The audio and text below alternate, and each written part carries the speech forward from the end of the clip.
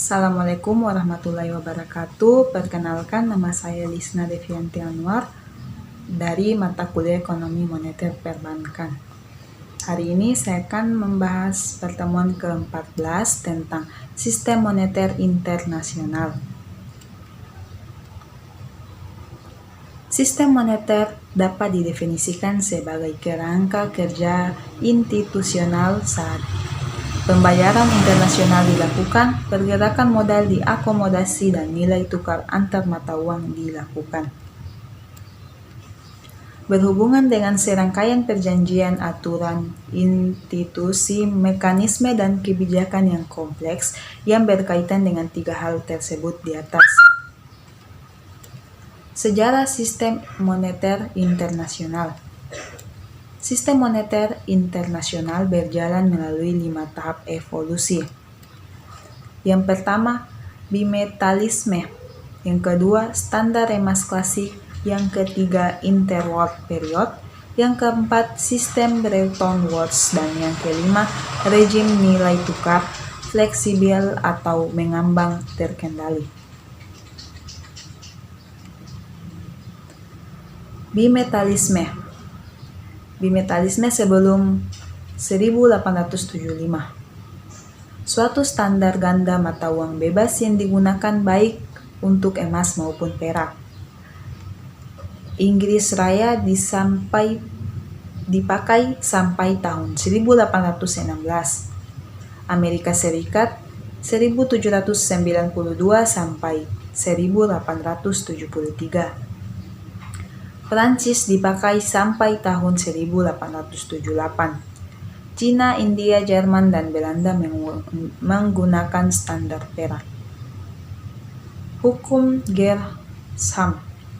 Rasio pertukaran antara dua logam secara resmi adalah tetap dan hanya logam yang berlimpah saja yang digunakan sebagai uang.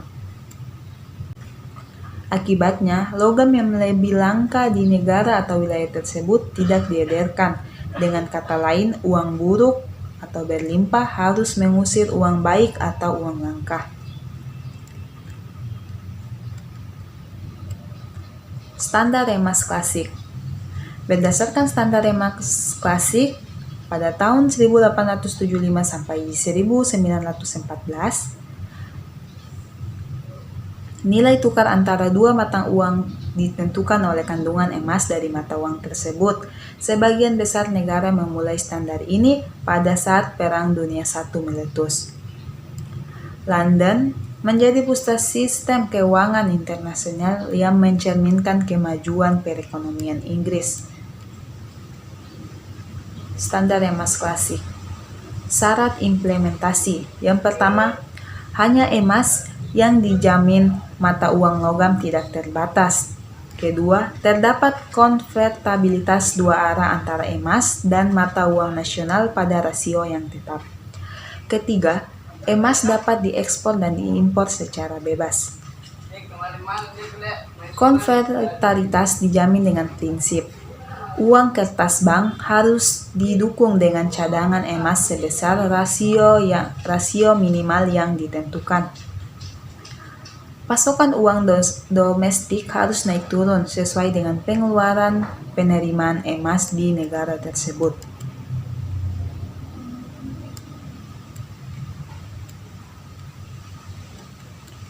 Interwar periode 1915 sampai 1944. Standar emas klasik berakhir pada masa setelah Perang Dunia I, di mana negara-negara yang kalah, khususnya Jerman, Australia, Hungaria, Polandia, dan Rusia mengalami hiperinflasi. Contoh, Jerman mengalami kenaikan indeks harga sebesar 1 triliun kali lipat daripada saat sebelum perang.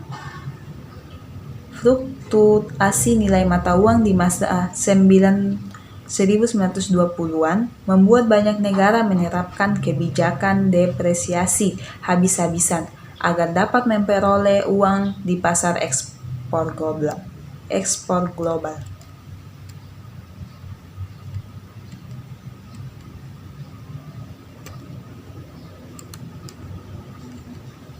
Banyak negara seperti kembali ke standar emas klasik setelah mulai pulih dari dampak perang. Namun, itu cuma kedok saja agar mereka bisa mengimplementasi kebijakan sterilisasi emas.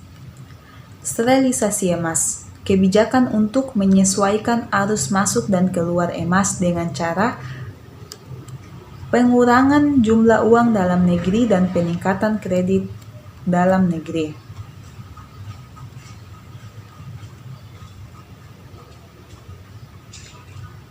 Usaha untuk kembali ke standar emas klasik hancur total dengan terjadinya Great Depression 1929 dan kekacauan itu mengakibatkan ditarik keluar emas besar-besaran dari tangan bank-bank di negara-negara besar.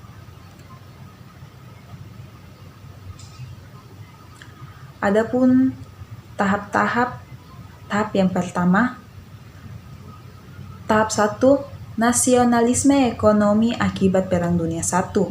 Yang kedua, standar emas klasik gagal untuk dipulihkan karena agenda politik masing-masing.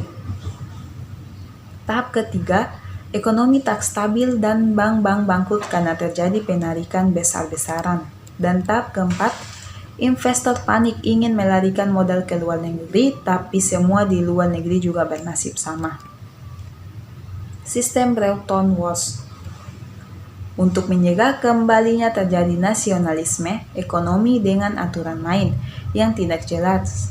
Selama interwar periode perwakilan 44 negara bertemu di Bretton Woods, hampir 1944, dan setuju untuk mengadopsi sistem moneter internasional yang baru.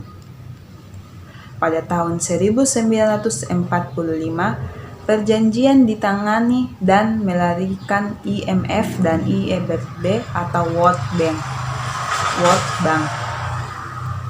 IMF mewujudkan dan menegakkan serangkaian aturan eksplitif yang mengatur kebijakan moneter internasional. Sedangkan IBRD atau World Bank bertanggung jawab atas pendanaan proyek-proyek pengembangan dan atau pembangunan di masing-masing negara permohonan kredit atau modal. Sistem Bretton Woods pada dasarnya mewajibkan tiap negara untuk membentuk nilai pari atau par value mata uangnya masing-masing terhadap dolar Amerika Serikat yang sepenuhnya dikonversi ke emas. Negara yang fundamental ekonominya stabil harus mempertahankan nilai parinya dengan toleransi rate jual dan belinya lebih dari 1%. Negara yang fundamental ekonominya masih tidak stabil boleh untuk melakukan perubahan nilai pari mata uangnya sejauh dirasa itu perlu. Sistem ini runtuh pada tahun 1973 karena inflasi yang dialami Amerika Serikat pada Perang Vietnam 1970 dan program Great Society, dan defisit neraca perdagangan yang berkepanjangan. Bank di seluruh dunia dalam situasi harus membeli dolar semakin banyak tiap tahunnya. Rejim nilai tukar fleksibel. Rejim nilai tukar fleksibel yang menggantikan sistem Bretton Woods memulai langkahnya pada 1976 ketika perjanjian Jamaika atau Jamaica Agreement diratifikasi. Yang pertama, nilai tukar fleksibel dinyatakan dapat diterima oleh anggota-anggota IMF tanpa bank sentral. Masing-masing negara berhak mengintervensi aktivitas perdagangan, yaitu volatilitas falas yang tidak berdasar atau tidak jelas. Emas sudah buka cadangan internasional lagi. Separuh stok emas global dikembalikan ke masing-masing negara anggotanya. Separuh dijual dan hasilnya untuk membantu negara-negara miskin. negara non-penghasil dan mengekspor minyak, dan negara-negara miskin akan mendapat akses kepada dana IMF yang lebih besar. Negara peminjam harus mengikuti saran pembangunan IMF.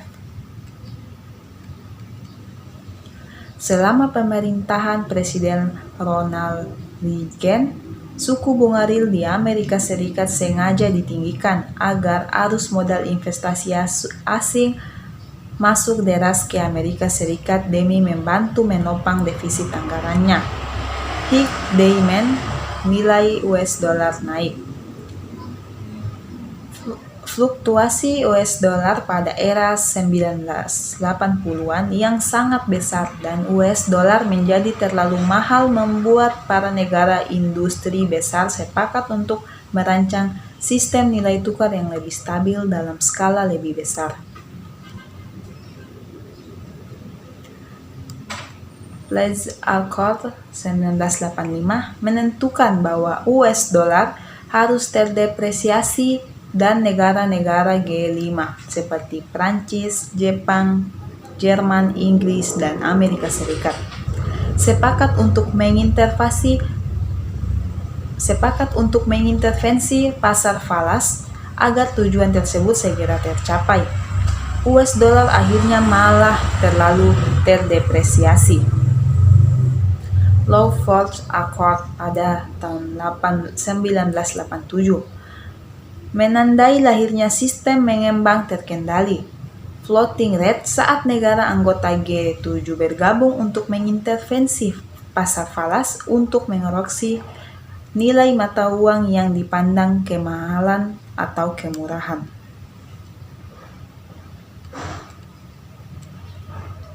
Sistem moneter Eropa. Pada tahun 1979, negara-negara bermasyarakat Sistem moneter Eropa. Sistem moneter Eropa. Pada tahun 1979, negara-negara masyarakat ekonomi Eropa meluncurkan European Monetary System (EMS) untuk yang pertama membentuk zona stabilitas moneter di Eropa, yang kedua mengkoordinasi kebijakan nilai tukar terhadap mata uang non-EMS, yang ketiga membuka jalan bagi Serikat Moneter Eropa. Dua instrumen utama EMS adalah unit mata uang Eropa, yaitu ECU, European Currency Unit, dan mekanisme nilai tukar atau ERM, Exchange Rate Mechanism. ECU adalah sekelompok mata uang yang terdiri dari mata uang anggota EMS dan bertindak sebagai unit hitung EMS. Nilainya dibentuk dengan metode rata-rata tertimbang, mengacu pada satu, masing-masing nilai mata uang relatif terhadap PDB, dan dua, pangsa pasar di perdagangan unit Eropa. ERM mengacu pada produser bahwa anggota IMS secara bersama-sama mengatur nilai tukar mereka. IRM didasarkan pada parity gear yang harus dipertahankan oleh para negara anggota. Parity gear adalah sistem nilai pari antara mata uang IRM. Negara zona Eropa mendapatkan secara langsung dari pengeluaran biaya transaksi dan penghapusan ketidakpastian nilai tukar. Munculnya euro juga akan membantu mengembangkan pasar modal di seluruh benua Eropa yang memungkinkan perusahaan memperoleh modal pada tingkat yang menguntungkan atau mengurangi biaya untuk dapat memperoleh modal usaha. Memacu setiap negara untuk makin kokoh membangun persahabatan politik dan menjaga perdamaian sebagai satu keluarga besar.